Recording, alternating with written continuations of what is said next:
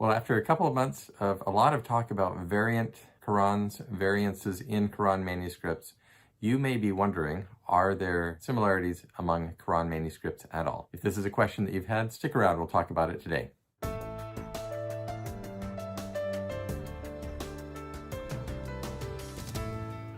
Well, welcome back to Variant Quran. I'm Dr. Daniel Brubaker. It's great to have you here, and I'm going to run through this video in a single shot without making very many edits at the request of you, my viewers, who wanted to have a more smooth and natural presentation. So we're going to give it a go. You're going to have to put up with some of my pauses and things like that throughout the video. So I hope you don't mind, and we'll see in your comments how you like that as well. I have tried to cut out spaces and so forth in order to shorten the videos to not waste your time in previous ones. So, but we'll just do this one very naturally, and it's not going to be a very long video, so this should be just fine. All right, so today I want to answer one single question that came up in my last video from a viewer. And it was Khadija Mutawakkil, who says, "Hi, sir. It's a good thing to learn about Quran. You always show us the differences between old manuscripts and the Quran that we have today. Can you show us the similarities too? Thank you." And this is a great question because I understand that this material is new for many of you, and it is a sort of a hot topic of discussion and so forth. But you all have not had, many of you have not had the experience of looking through the manuscripts and having an understanding and a perspective of how, what the density of these corrections are in the Quran manuscripts. And, you know, obviously the flip side of differences and variants and so forth is the degree of similarity. So I want to spend a little bit of time on that today, and I haven't developed out a full presentation for you, but I will offer some comments and show you at least one resource that I found recently that is interesting, although I haven't had a chance fully to review it and assess it. There are some things about it that I want you to make you aware of as well. But okay, so the first answer that I'm going to give to that question about similarities between the Quran manuscripts, particularly the old Quran manuscripts, which is what I'm talking about, is that by and large, they are very similar. There are differences in orthography that we see coming down through particularly the first couple centuries as the orthography is being solidified. And by orthography, by the way, I realize that I'm speaking in jargon. We're talking about some changes in the way that words were written over time, particularly, for example, the Arabic words involving the writing or not writing of some of the long vowels that are included sometimes in the middle of a word or things like that. And it wasn't that these words were pronounced differently. It was not necessarily that it changed the word itself. It was just that the way the word pronounced was actually written down on the page came to be changed. The conventions for doing that changed over time, and so they came to be written differently in the manuscripts.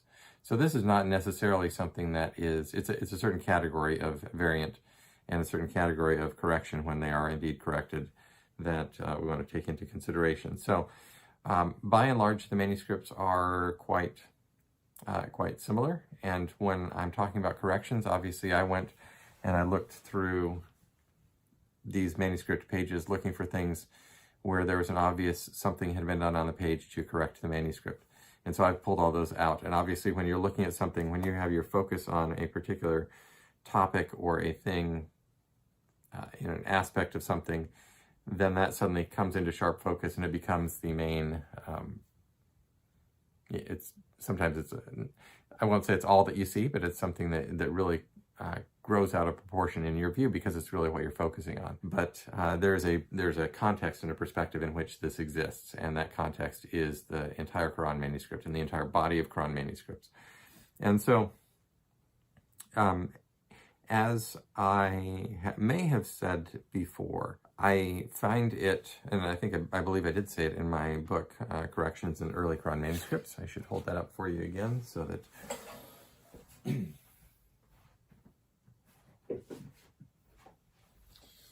there you go. So please, if you haven't got a copy of the book. It's very reasonably priced on Amazon, and you can go pick that up anytime you like. And translations, by the way, coming in French and German, at least as I understand it, being worked on. So you, if you speak French or German, that you can look forward to that. As I have mentioned in there, is that it's unusual for me to go through, in my experience, more than a few pages, sometimes less than that, but more than a few pages of an early Quran manuscript and not find some sort of correction or variant, and often the density is more than that. So there are pages that don't have any variants at all, and there are also variants that are orthographic and therefore not really significant in some of the more interesting ways that we might be thinking of. And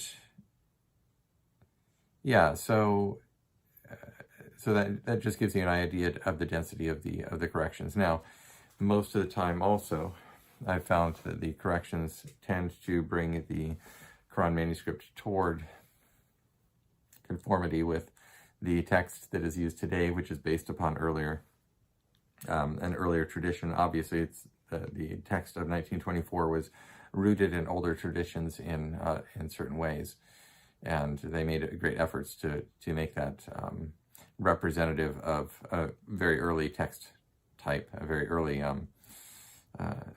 text. So, but that's been the trend that I've seen in the manuscripts. Now, that you have an idea now of the density. Every few pages of an early Quran manuscript, there's something going on that's interesting, that I find interesting, that I've noted some correction. And of those many corrections, then a certain subset of those will be something that is perhaps more interesting, perhaps a not a mistake, or perhaps just something different from an orthographic or just a pure mistake kind of change, in my judgment. Now, obviously, we're talking about my assessment of these things, which is changing over time. And as you look very closely at something, sometimes more details emerge to your attention, or you become aware of some explanation for this that you had not seen before. And so this happens all the time, and this will be happening, I'm sure, throughout my life of doing this kind of research.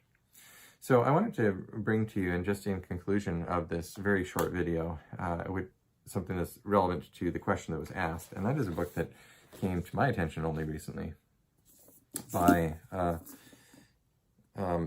Al-Azami, and it's called Ageless Quran, Timeless Text, or in the Arabic, on the back side there, you can see that if you're an Arabic speaker. And this book is kind of a nice little project. I had been aware of Mr. Azami's earlier work, but what he has done here is to take 16 different 16 different Quran manuscripts, and he's taken Surah 17 and traced them down and shown the text throughout the entire through the entire surah. This surah is attested in all of these manuscripts. Not the entire surah, in a couple of the manuscripts. The Sana one is not attested.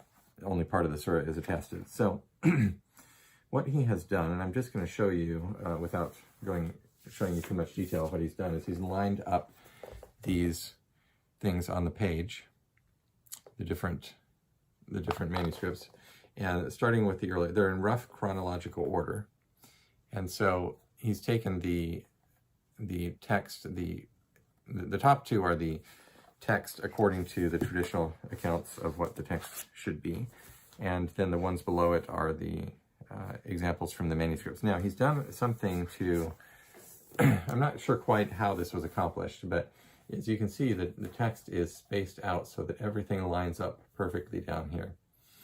And in order to do that, he's had to do something with the, this spacing is not the way that they're spaced in the manuscript themselves. So it looks like a manuscript page on the background, but, for example, this long space down here doesn't exist in that manuscript, but it's been stretched out the space has been stretched out in order to make it easier for the reader to look and see what corresponds with what in these manuscripts. So, and there is material at the front and the back of this book that an introduction, and there are charts and graphs that lay out some of the details about his analysis and comparison of these various ones. So I have not yet had a chance to look through and to make a thorough assessment of the text of this, because it would take going through line by line of each one. And I am aware of a couple of places where there are some small variations in these manuscripts that were chosen, but these 16 manuscripts were, and they come, and then the lower ones on that page are more modern. Only the first,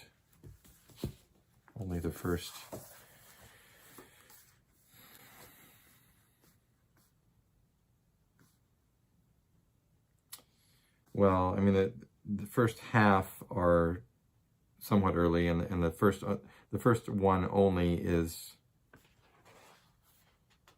let's see. Yeah, so from the first couple of centuries are maybe the first half dozen of these, and then the others go in across the centuries and into probably more modern, certainly more modern productions of Quran manuscripts. And so I haven't gone through these line by line. I'm aware of a couple of places where there are some small variations in it, but he's chosen a selection of Quran manuscripts in order to show, in this case, the consistency and the persistence. I believe that's the sort of the purpose of this project, is to give a sense of the persistence of the Quranic text across these manuscripts. And it's very helpful to have something like that, and to see that and get that perspective. So when I talk about variations or corrections in Quran manuscripts, I'm not talking about the entire body of every single manuscript or every single text. And so I mentioned in my last video that I have found a place where there are 4 different manuscripts that have corrections across this single spot. So that's 4 manuscripts out of hundreds, probably, of manuscripts that may have that attested. Maybe not that many in the very early stage, but over a number of manuscripts that have, certainly not in the very early years, that have that passage attested, that have it present in the manuscript. There is an erasure that's overwritten at that point. And I was actually mistaken when I told you that it was 4. It's actually 5. Not actually, there are 5 in that narrow spot. So what I'll do is I'll talk to you about that so far, and I'm looking at others too, but this is what has come to my attention so far. All right, so that to say, there are narrow places in the Quran. The corrections are not also evenly spread across every part of the Quran, every surah, and so I started making notations throughout my doctoral period in of where these corrections were, and started drawing lines around the parts that are corrected, so that I would start to understand the density and where the location of these corrections was. And so that helped me to recognize that they're not evenly dispersed across the text of the Quran, which is also interesting in itself. So yes, so there are many, many similarities, and the text of the Quran, it's not as though the entire text is just covered with corrections in every part of it, but there are corrections in different various manuscripts, and some of these corrections correspond with corrections in other manuscripts. So this raises the possibility of, well, either families of manuscripts, which is being studied as well, because when you have a text transmitted and maybe there's a variation in one manuscript that becomes the model for the production of other manuscripts, and so the ones downstream from that will have and carry the same variation in it. And this helps you determine a text family, just like a family tree sort of branches out, and that would be what would be going on in some of these manuscripts. So there we go. I think I've talked longer than I expected to already in this single take video that I wanted to do. So I'm going to leave it at that, and I have some more questions that I'll answer in a subsequent video, and we're going to get back into some actual new manuscript material at some point very soon as well. So thank you for watching, and we'll talk again soon. Also, if you would consider supporting the work that I do, I am doing this with your help, which enables me to go and spend my time and effort and get the resources I need. There's a Patreon link at the bottom, and I'm working on other things that some of you have requested through Subscribestar and PayPal. So thank you very much. And something that doesn't cost you anything is to like this video and to subscribe to it so that you get notifications. And if you want notifications of every single video that comes out, please, after you've subscribed, click the little bell and it will send you notifications for every video. Thanks so much for watching. We'll talk to you again soon. Bye.